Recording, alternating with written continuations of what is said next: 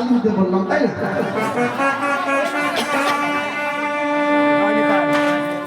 আচ্ছা, হাতে তালি দিলে কি হয় মা?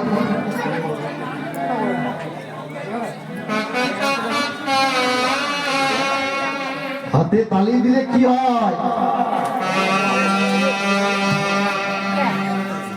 বলি শুনুন। হরে কৃষ্ণ। হাতে তালি দিলে এইভাবে হাতে তালি দেয় না তোমাগো, ওই দেহের মধ্যে হাতের মধ্যে যেটা হস্তরেখার মধ্যে অমঙ্গল রেখা থাকে সেগুলো দিনের দিন ডাউন হয়ে যায়, আর মঙ্গলের উদ্ভব হয় গুরুবল, গুরু শক্তি, এগুলো আপনার হাতের মধ্যে চলে আসে। তাই সবাই মিলে যখনই কোনো কীর্তন, রামায়ণ, ভাগবত যখনই বলবে বারবার আপনার হাতে তালি দিয়ে নাম করবে।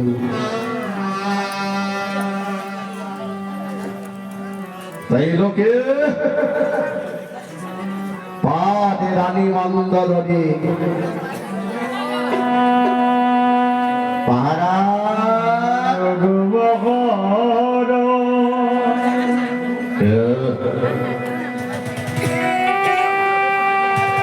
মন্দরি,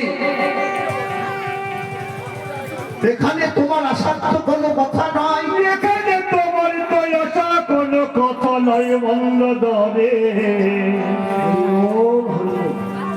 তোমার সঙ্গে যত কথা হয় সে তো অন্তপুরে অন্তপুরে। এখানে এসেছো কেন বয়সী নারী? বলেন মহারাজ। মহারাজ মহারাজ বলে তুমি আমায় দুঃখাল করে দিয়ে বেড়ানো লক্ষ পুত্র বলি আমার রণাঙ্গনে স্বলক্ষ আদি চলে গেল।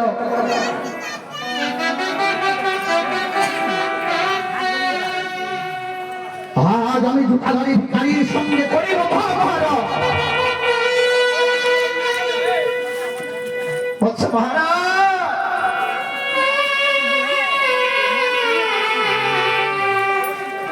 আমি তো আপনাকে কোনোদিন কিছু বলিনি, এই জন্য বলে মায়েরা বলছে সংসার সুখের হয় রমণীর গুণে।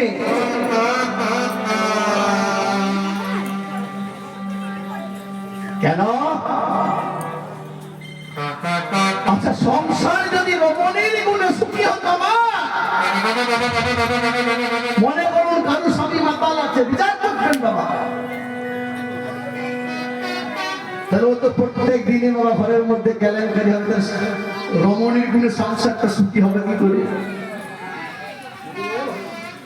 এখানে কলমের ওরে দিন সংসার সুখের হয় শুধু রমণীর গুণে, আর গুণবান পুরুষ যদি থাকে তার সঙ্গে। তাই মন্দোদরী মা হলো গুণবতী রমণী,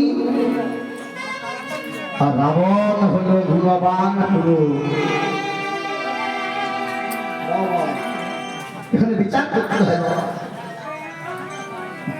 ঠিক। আচ্ছা বলি শুনো, বলেন মহারাজ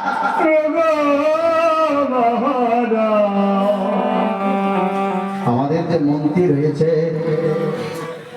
তাকে একটু ডাকুন মহারাজ, সে আপনাকে পরামর্শ বলে দেবে।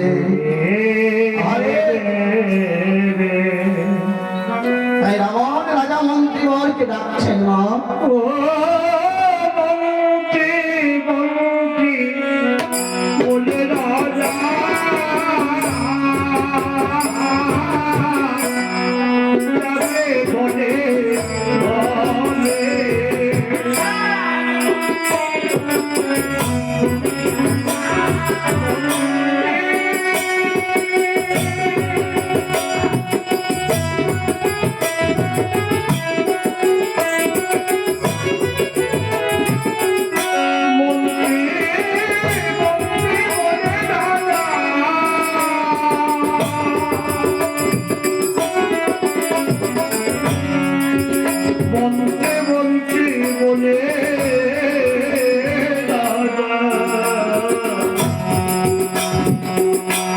রাতে করে করে মন্ত্রী মন্ত্রী বলি রাজা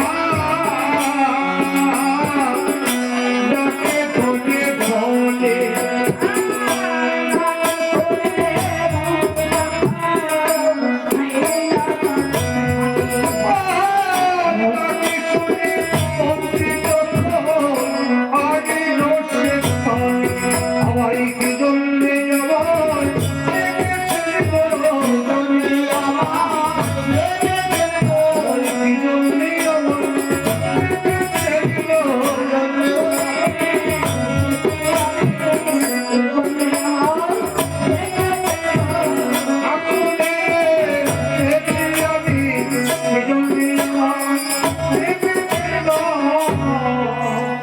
লোকে মা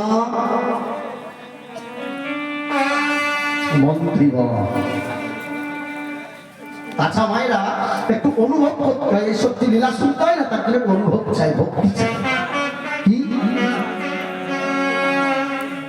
এক পুত্র যদি কারো মারা যায় মা, তার অবস্থাটা কেমন হয়ে যায়। আর রাবণে 1 লক্ষ পুত্র 1.5 লক্ষ নাতি চলে গেল। বাবু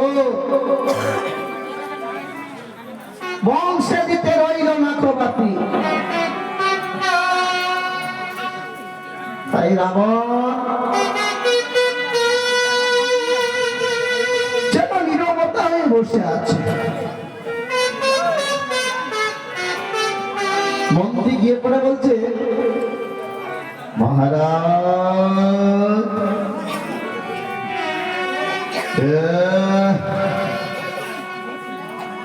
আমি আপনার মন্ত্রী আমি আপনার মন্ত্রী এসেছ, তুমি এসেছ মন্ত্রী। অনেক দেরি হয়ে গেল। এত দেরি হয়ে গেল কেন?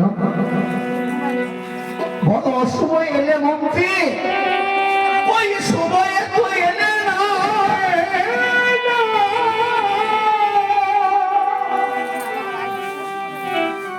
আমার এখন উত্তপ্ত হৃদয়, পুত্রহারা দেখি যন্ত্রণা, সেটা কেমন করে তোমার কাছে বলবো।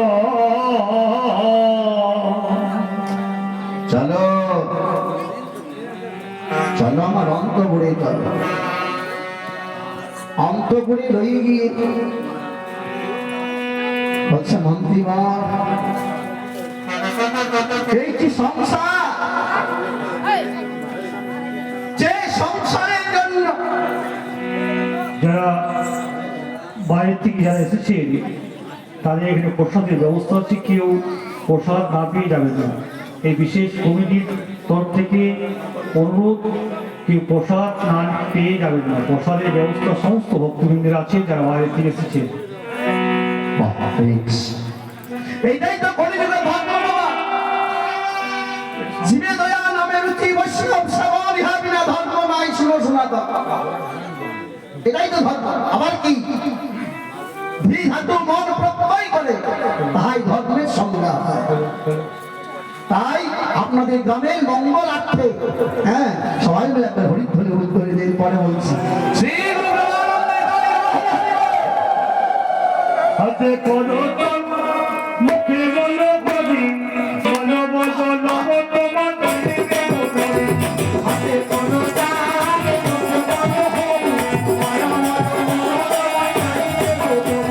হাতে করো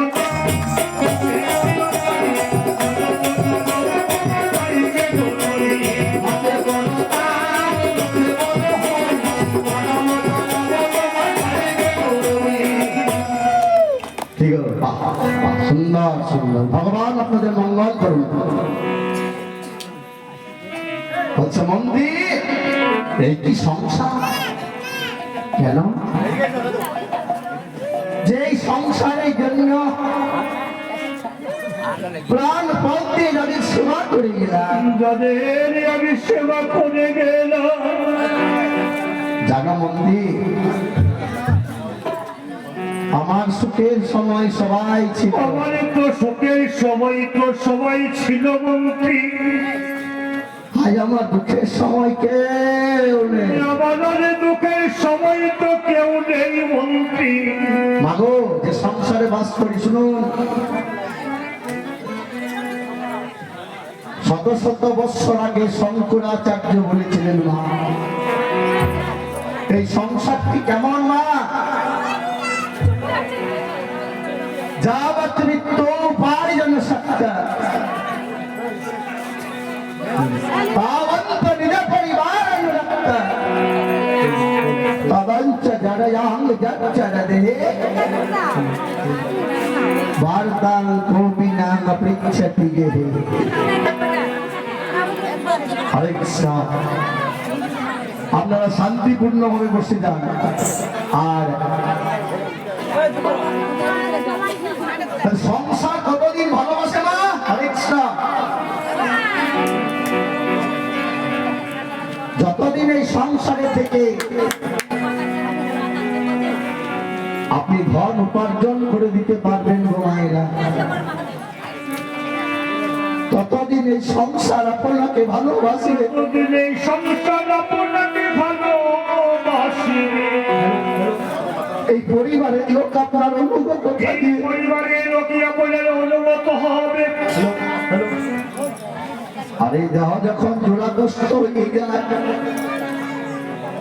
যখন ব্যাধিগ্রস্ত হয়ে যায়, মা কেউ কেউ জিজ্ঞাসা করে না, তখন কেউ জিজ্ঞাসা করে না, বাবা তুমি কেমন আছো, বাবা তুমি কেমন আছো। মা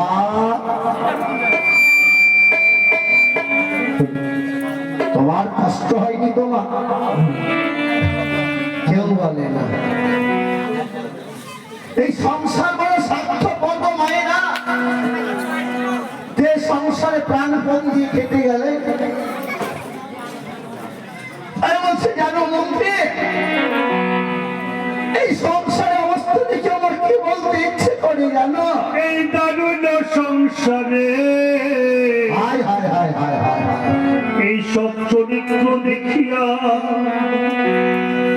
পরাণে লাগিছে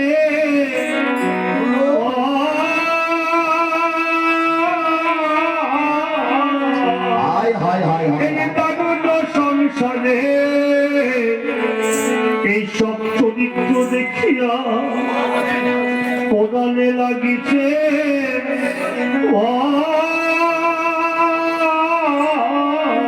ভয় কেন মা, কলিকার সাপের মুখে, কলিকার সাপের মুখে বাবা কলিকার সাপের মুখে সাপিয়া রয়েছে আমার না জানে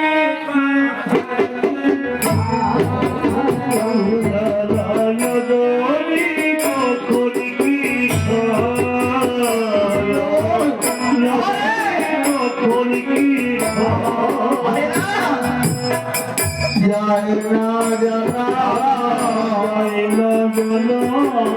কখন কি হয় যায় না জানা, কখন কি ঘর যাই না জানা, এই সংসারে শেষ ঠিকানা কখন কি হয় যায় না জানা, এই সংসারে শেষ ঠিকানা কখন কি ঘর যাই না জানা।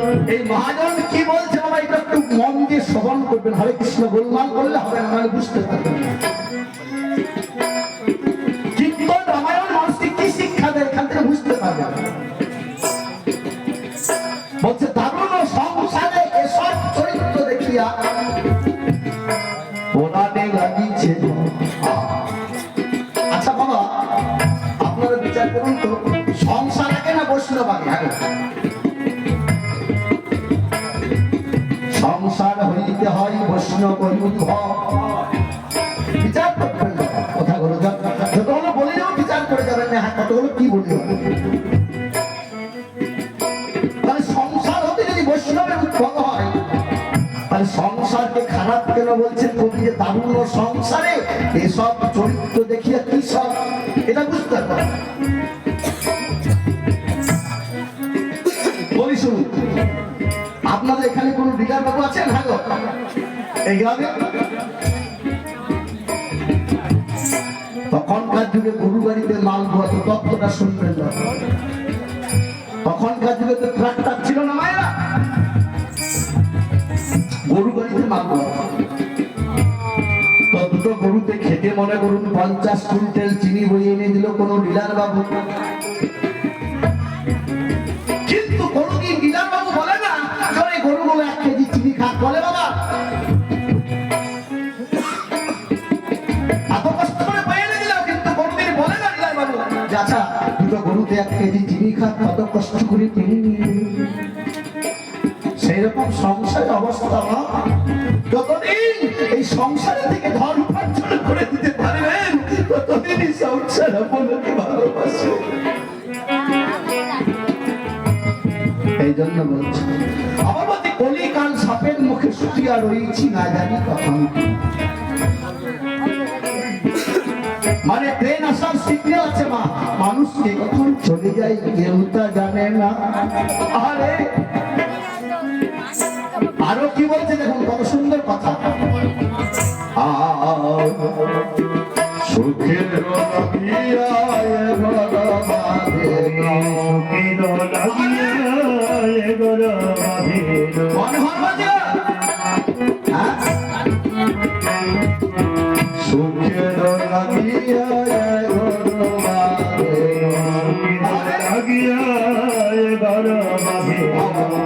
হইল দুঃখের পরে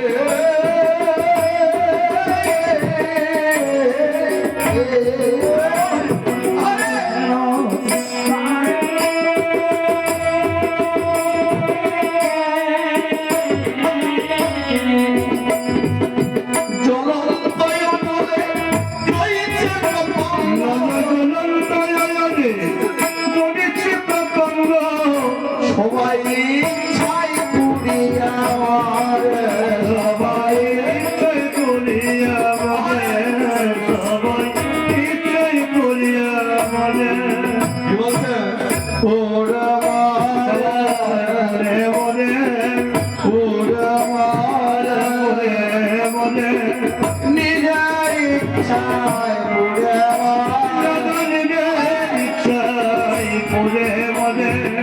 ভালো মন্দ তারা ভুলিতে লাগে, নিজের ইচ্ছায় পুরে ভালো মন্দ তারা বুঝিতে লাগে, নিজের ইচ্ছায় পুরে। কি বলছে কত সুন্দর পদের কথা। বলছে সুখেরও লাগিয়া এই ঘর বাঁধিব। এটা তো দুটো জগতের কথা, সাংসারিক জগতে এবং প্রথমে সংসারের কথাটা বুঝিয়ে দিয়ে আপনাদের সুখেরও লাগিয়া এ ঘর বাঁধিব। এখন মনে করুন আপনি এই বছর 1 তলা করলেন, ওই যে দিদির আমাদের বাড়িতে আছি তিনি বলছিলেন যে যাক আমরা কোনোরকম কষ্ট করে এটা করেছি, তাও আপনারা থাকছেন। মহাজন কি বলছে দেখুন, এই বছর 1 তলা করলেন, হরে কৃষ্ণ বোঝার চেষ্টা করবেন বাবা। পরের বছর 2 তলা করলেন, তার পরের বছর 3 তলা করলেন। তো মহাজন বলছে যত তুই তালা বাড়াবি তত তুই জ্বালা বাড়িবে। বুঝতে পারছেন তো? ভাব জগতের কথা তো ভাষাতে বর্ণনা হয় না। বলছি যত তুই তালা বাড়াবি তত তুই জ্বালা বাড়িবে। বেশি তালা বাড়াস না বাবা। যখন আপনি শরীর যখন আপনার অক্ষম হয়ে যাবে তখন বলবেন বাবাকে নিচে তলায় দিয়ে দাও, ঘরটা খারাপ করে দিচ্ছে। কিন্তু বাবা একদিন ছিল ঘরের মূল মালিক। কিন্তু বাবা যখন মারা যাবেন তখন আপনাকে ওই তুলসী তলায় দিতে হবে। তাহলে মহাজন এখানে কি বলছে যে আরে যে একতলা দুতলা করে বাড়ালি, যে তালাতে তুই থাকতে পাবি না, শেষ দিন পর্যন্ত এমন তালা করে তুলবি না। তুই কেন এসব করতে যাচ্ছিস বাবা?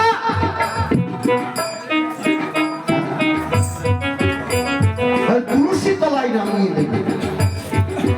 আর আমাদের সকালে সকাল সবাই ভালো, আমাদের সকালে সকাল সবাই ভালো, সকালে সাজে যাওয়ার আমাদের সকালে সাজে সবাই ভালো। তখন তুলসী তলা যেতেই হবে, সকালে সাজে যাওয়ার ভালো। সকালে তুলসী তলাই দেখতে হবে, সকাল সঙ্গে সবাই ভালো। যখন তুলসী তলাতে যেতেই হবে, তাহলে সকাল আর সন্ধ্যা 3 বার করে প্রদক্ষিণ করবেন, আপনার সব তীর্থ ভ্রমণ হয়ে যাবে। মা কি প্রয়োজন আছে আপনার? প্রত্যেকদিন 3 বার করে ভ্রমণ করবেন, ওই তুলসী মন্দিরকে 3 বার করে প্রদক্ষিণ করে তার ধারে ধারে আপনি পরিক্রমা করবেন, আপনার সব তীর্থের ফল হবে। বুঝতে পারছেন? তার উপায় কি হবে? উপায় বলছি শোনা। আহা, গাও কোনা কোনা রামচন্দ্রের গুণ, গাও কোনা কোনা রামচন্দ্রের গুণ।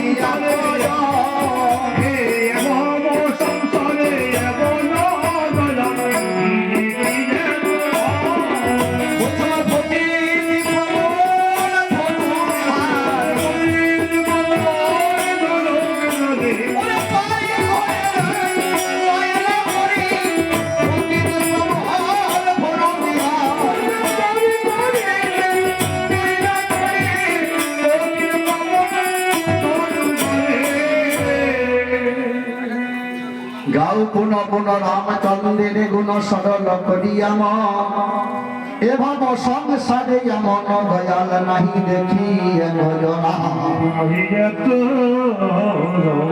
কি বাবা? রাবণের মনের মধ্যে কি এলো? অহংকার। অহংকারই হলো পতনের মূল কারণ বাবা।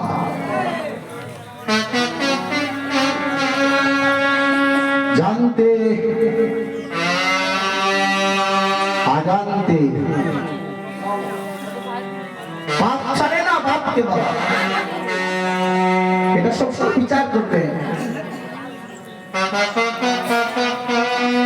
অহংকারের বশীভূত হয়ে রাবণ নিজেকে ঠিক থাকতে পারবে।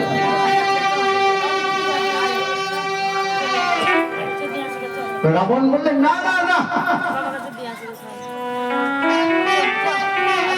ওই চুপাধারী ভিখারির কথা আমাকে বলুন না, ওকে আমার ভালো লাগে না, ও আমার ভাতৃ হত্যা, ওকে আমার ভালো লাগে না, ওর কথা বলবে না যেন। তাহলে কাঁদছেন কেন মহারাজ? কাঁদছে কেন যেন মধ্যে? লঙ্কায় বীর শূন্য হয়ে গেল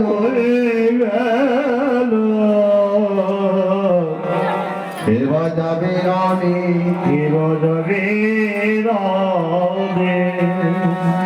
কেউ নেই, সবাই শেষ হয়ে গেল।